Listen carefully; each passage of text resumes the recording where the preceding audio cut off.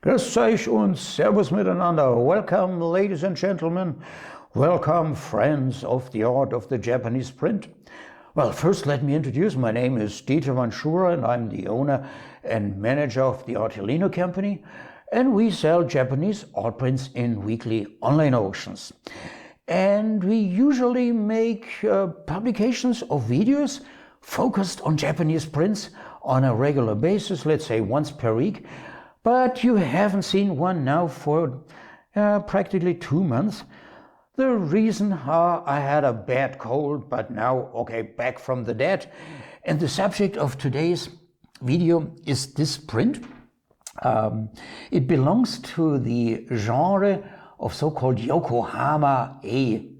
A is the Japanese word for picture, and Yokohama is a large city, a harbor in Japan.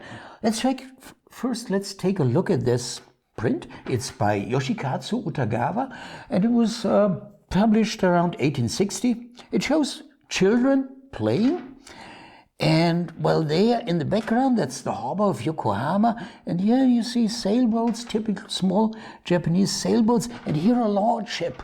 There must be a foreign ship, and it is a foreign ship. And wait.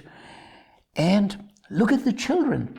Do they look like Japanese children? No, not really. They are foreigners. And I'm not 100% sure, but I guess they look like Americans when you look at their hats. Yeah, and the girls' clothes. I'm pretty sure American children at play in Japan around 1860. So, but how come on a Japanese woodblock print? Well, we have to look at the history. Japan, for 250 years, so from roughly 1600 until the middle of the 19th century, was completely isolated from the rest of the world, a medieval country. No Japanese was allowed to leave Japan, and no foreigner was allowed to enter Japan, with one exception. The Dutch had a trade monopoly. In the harbor of Nagasaki, there was an artificial island called Dejima, and they were restricted to this trade post, and that was the connection of Japan with the outside for roughly 250 years. The Western world was not very happy about the situation in the middle of the 19th century, and the Americans wanted to break and force Japan to open its markets. And this is what happened. They sent a fleet under the command of Matthew Galbraith Perry to Japan. The first one in 1854 and then the second one in 1855. And they negotiated a treaty with Japan that forced Japan to open their market. It was the Treaty of Kanagawa.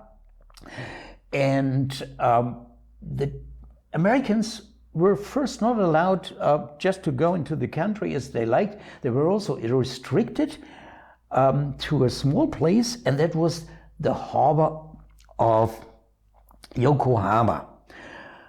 Other nations, like the Dutch, who had the trade monopoly before, the Russians, the Germans, the British, the French, they soon followed up with similar treaties. And Japan went into a different period.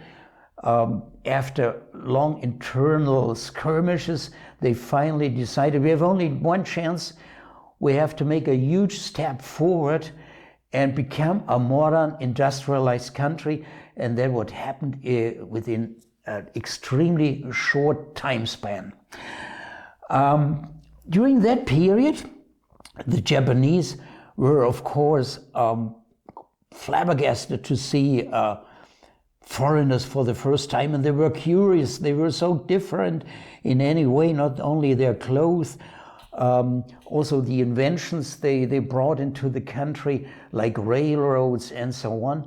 And this created among Japanese woodblock printmakers a genre of its own that today is called Yokohama-e, pictures of the foreigners from Yokohama.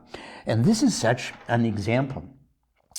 Let me give you a few collector tips about the special section of Japanese prints.